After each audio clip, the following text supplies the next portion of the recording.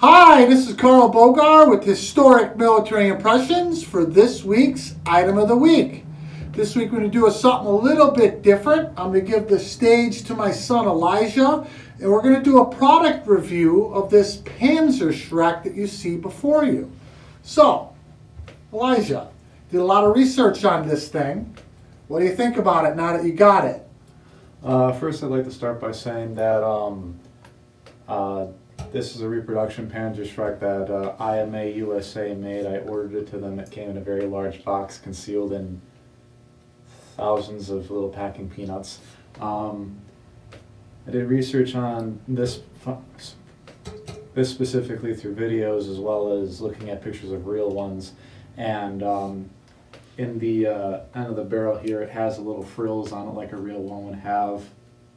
This front side picture is correct. This little latch comes up and it comes with glass that you can put in the little front window here. And then there's a little extra case back here for extra pieces of glass. This strap did not come with the Panzer Schreck at all. And then this right here is a safety feature, and then it goes back and it hits a little magneto in the back. It's really nice. I'm very happy with it, and it was quite affordable as well. Got free shipping. I know when we pulled it out, packing peanuts were like swirling around the front of the store like it was crazy. Mm-hmm. Is there anything inaccurate about it? The only thing that's really wrong with this is that it has Phillips head screws, which right here in the front sight picture, which didn't exist. But those the Phillips head screw type head was not developed until after World War II. Yeah, but these can be easily replaced with just a single. Mm-hmm.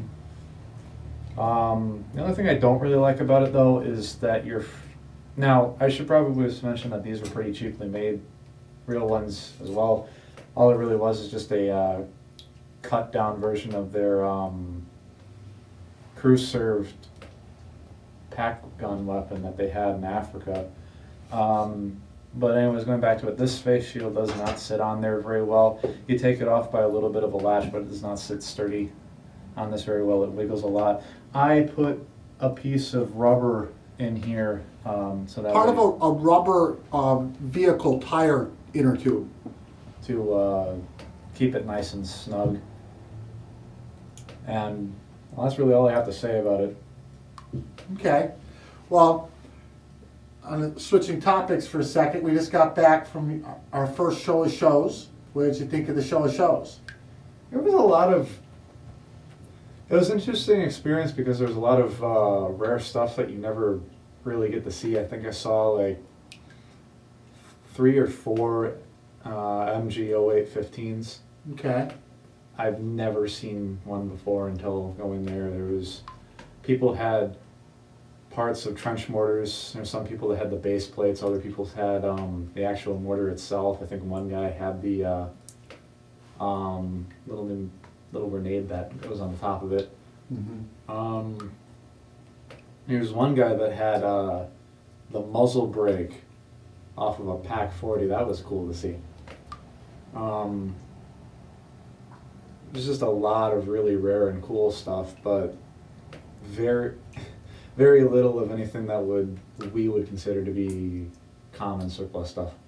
Yeah, definitely. If you're looking for stuff to add to our collection to do our museum exhibits with, lot to choose from. We actually brought back a Brunswick rifle.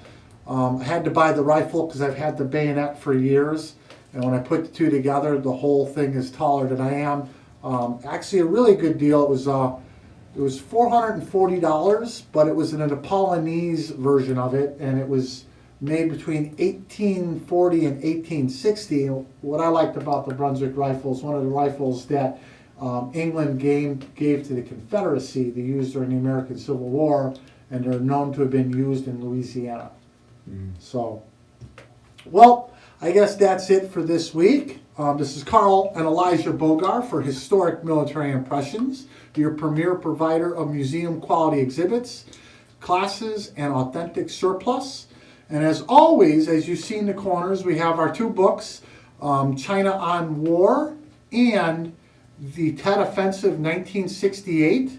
Both are available on Amazon. The proceeds help us continue the restorations of our building that we bought a little over a year ago.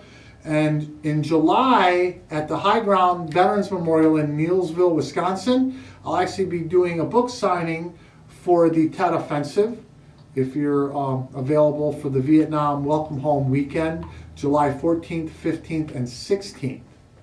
So until next week, have a great week, and thank you for watching. And as always, please subscribe and like our videos.